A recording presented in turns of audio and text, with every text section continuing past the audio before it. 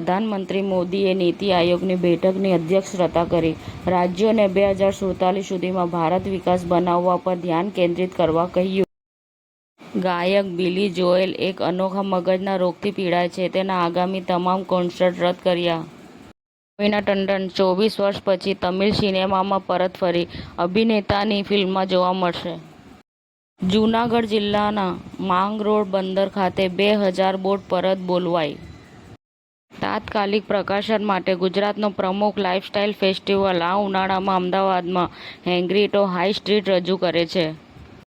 દાહોદથી વડાપ્રધાન શ્રી નરેન્દ્ર મોદી રેલવે સહિત રાજ્ય સરકારના વિવિધ વિભાગોના 24,000 કરોડથી વધુના વિકાસ પ્રકલ્પોનું લોકાર્પણ ખાતમુહૂર્ત કરશે.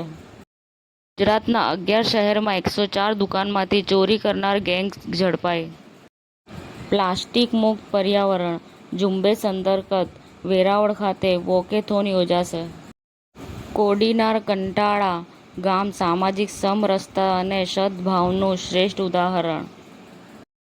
Grand finale Raval premier league night cricket ટૂર્નામેન્ટનું સમાપન કરવામાં આવ્યું.